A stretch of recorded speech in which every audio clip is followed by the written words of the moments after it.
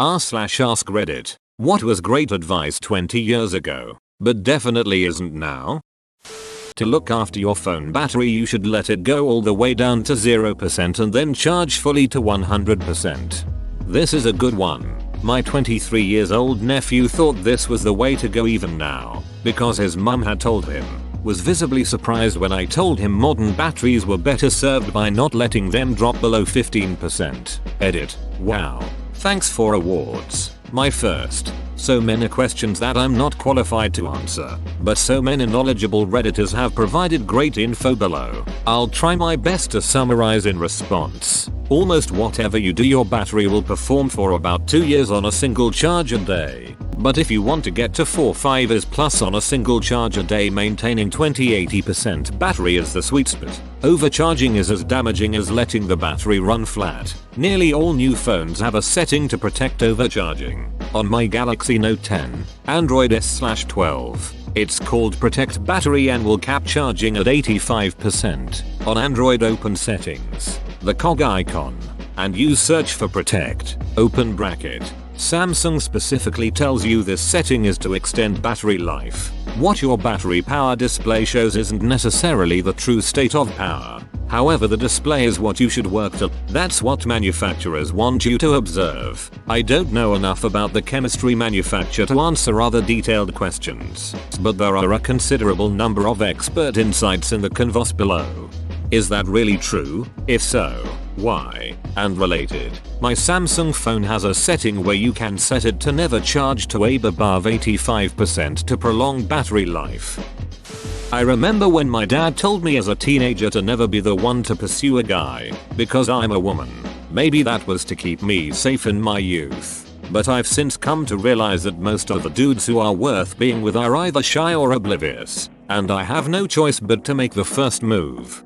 I was both shy and oblivious. One night an acquaintance of mine asked me out. I had no clue she was interested in me, although it seemed obvious after the fact. I married her 2 weeks ago.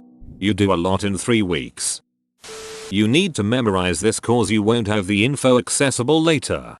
The most important skill isn't knowing the right answer, it's knowing how to find out the right answer, and that's gotten much easier. With how easy it is to find the right answer these days, I propose that it's much more important to be able to identify the wrong answer.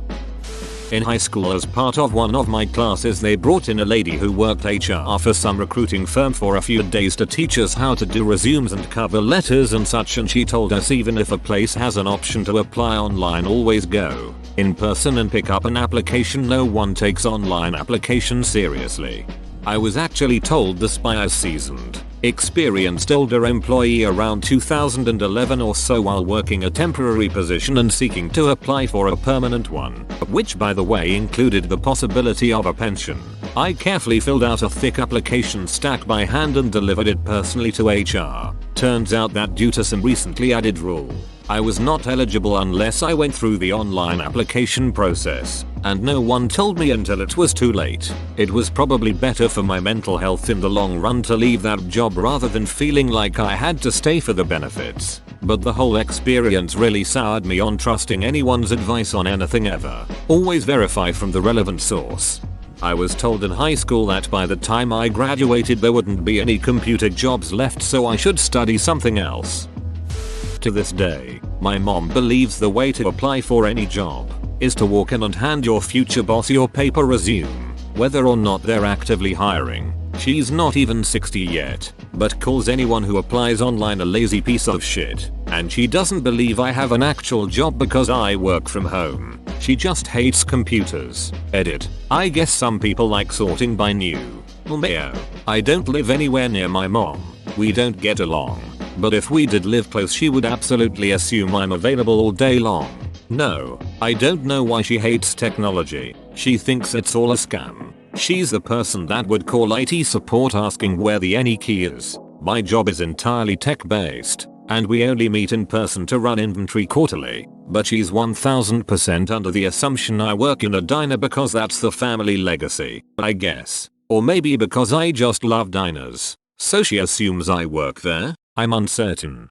My dad used to think this. Then I applied for his job and showed him all the steps, All he had to do was show up on time and promise not to be a terrorist. Didn't even need a suit. The application I took was about 6 pages of writing, a long waiting list, multiple interviews, and a 6-month application ban if they do not say yes.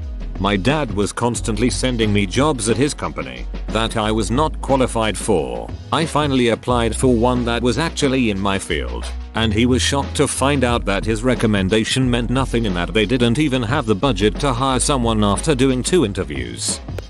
I was ready to answer this until I realized 20 years ago was 2002 and not 1992.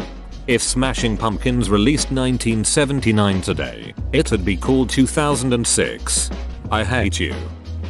20 years ago, don't meet up with people you met on the internet and don't get in cars with strangers. Today, get into the car with a stranger that you've summoned to your house using the internet.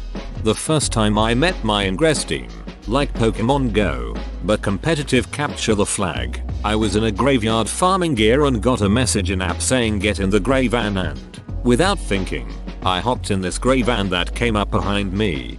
That's ducking hilarious. I would have done the same. You're searching for a soulmate on the internet? Lord, you must be insane. Met my wife on the internet about 12 years ago, and everyone thought I was making her up until we could afford to fly her out here. Then it was she's probably scamming you. If she's a scam. Best one I ever got caught up in. She's playing the long con. Spending whole day on the internet would never make you successful in life, said my dad. You can't spend the whole day staring at your computer screen. Nobody is going to pay you to do that. You won't meet your future wife husband online. Online dating sites are for losers, creeps, scams. As a millennial, I can safely say that I'm grateful for the chance to be rejected merely via internet instead of in public. Don't forget to print out your directions from MapQuest before you leave. Though, it still makes sense download maps before you set out. I've gotten into the habit of downloading 1 or 2 offline maps before going on a trip, especially if it's in a rural area. Google Maps only does so much if I'm stuck somewhere with bad service. Sometimes I even still keep an atlas or foldable map of the area. Stay away from the guy walking down the street having a full conversation with nobody. Now it's just AirPods. I would still stay away from them. Hey guys, Shexte's checking in again for another live stream. Shout out to my boys at lunch right now. Sorry it's been so long since my last update. I've been in a bit of a funk lately, but the latest Spice album dropped last week and that shit is off the chain. Buy that house. Sure, it seems weird that you qualified for such a high home loan, but I'm sure they wouldn't offer it to you if you couldn't afford it. My family understands the high cost of housing, so they don't throw that on me, but my girlfriend's family doesn't understand it. They all got to America in the 70s to early 90s when housing was still affordable for the average person.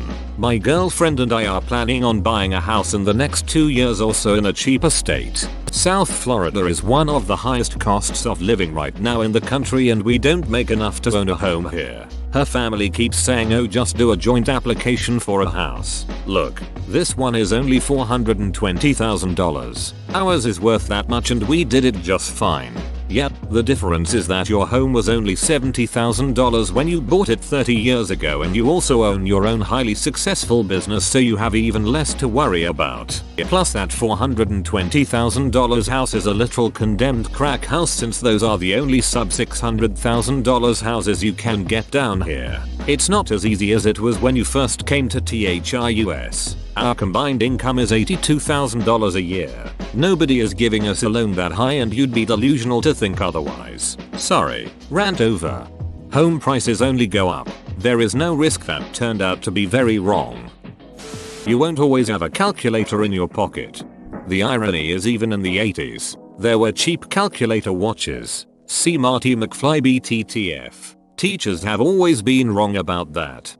I literally had one of those on, and my teacher told me it wouldn't always be there. Did he think technology was going to get worse? Generic dating advice. People always wonder how some people get to be so creepy, but they forgot that they've been brought up by a generation who thought the best way to get to woman was aggressive flirting techniques, actual stalking, and being overly possessive.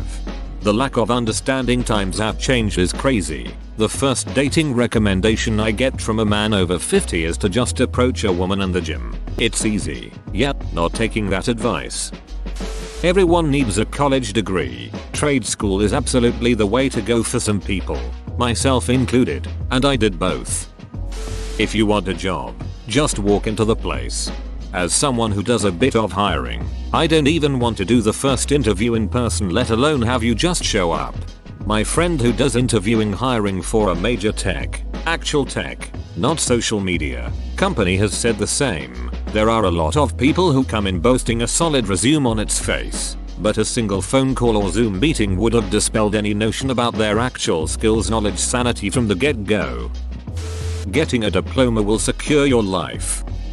When you dial collect on the payphone, just say where you are, what time you need a ride, then hang up as not to get charged. Bob we Adaba beats a boy. I'm glad everyone remembers this Geico commercial. That a good education would guarantee high-paying jobs.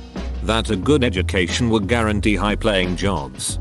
Yep, I was told my whole life that literally any college degree would guarantee a good job. I graduated in 2008, by the way. My dad told me once, son, you shouldn't schedule a single vacation day the first year of your job. It shows you're committed. I straight up told them I had a holiday booked 6 months down the line, and if that's cool. They were like, sure, tell me a month beforehand. Worked pretty well. You can rest when you are dead. In my opinion, the grind culture is harmful and leads to a lot of physical and mental illness. Stress-induced illnesses have never been as bad as it is right now. Burnouts have never been as high as they are now. Mental health is plummeting. I understand that in some countries you have no choice but to grind to survive. But in developed countries, I do not think society should encourage that mentality. Stress is a disease and this society is sick. I'm not from the US, and it's crazy to me how expensive the basic securities are over there. Housing, healthcare, education, commuting, all priced at premium and beyond. No wonder the people there have work as their main hobby. Walk in, ask for the manager and give a firm handshake. That's how you get the job. These days, you can walk in, ask for the manager and he'll direct you to apply online. Then you won't get any response, or you'll get one 6 months later when HR turns over and the new guy gets around to denying everyone who applied. I once had a place call me almost 2 years after applying if I could come in for an interview. That's how one of my co-workers got a job. She applied for a faculty position at a community college back in 2020. She had to upload videos of her presenting her research as well as a teaching demonstration. No response. She got a call 2 years later offering her a job to teach a totally different class, A&P instead of microbiology. They counted the videos she uploaded as her interview. She took the job. Edit. A&P equals anatomy and physiology. Today I learned most people forget 20 years ago was 2002 and not 1982. A lot of the points raised were not true 20 years ago. Edit. Awards. Thank you, kind people. You didn't have to personally attack like that. Get an ARM loan on your house. Values go up like 10-20% each year, and by the time the load adjusts, flip that house for a sweet profit. I'm so glad I got a fixed rate mortgage. Yep, a 5% interest rate kinda sucks compared to the sub 3% rate I could have got with an ARM at the time. But at least I know my payment will be the same forever. Well, at least until 2032 anyway. If you ever travel back in time, don't touch anything. Yeah, if I went back in time right now, I'd touch and sneeze on all sorts of things. LOL, I want a mulligan on this timeline. Buy Yahoo stock. This was real advice when I was in college. What degree you get doesn't matter. Employers just want to know that you can stick with it for 4 years. I do still see some job adverts now that list degree any field as essential criteria. Go to college or you'll end up broke. Nowadays it's go to college and you'll end up broke for years. Gen Z graduates from college, this is the most debt I've ever been in. Grizzled millennial, this is the least amount of debt you'll be in for the rest of your life. If she says no, just be persistent. You'll wear her down eventually. Edited to add, I took the question to mean what was assumed to be good advice. Like, If it was asking what good advice 100 years ago was, it would include things like smoking cigarettes while pregnant so you delivered smaller babies, or using cocaine to treat a teething baby. In hindsight, it's certainly not good advice. At the time, the culture thought it was good advice. That was always bad advice. Some people just didn't realize it. Never meet someone from the internet. High school is some of the best years of your life. Yeah, I might have believed that bullshit back then, but having lived an actual life between then and now, high school was nowhere near my best years. Walk in and give them an application. If your TV isn't working, try hitting it. Percussive maintenance still works at times.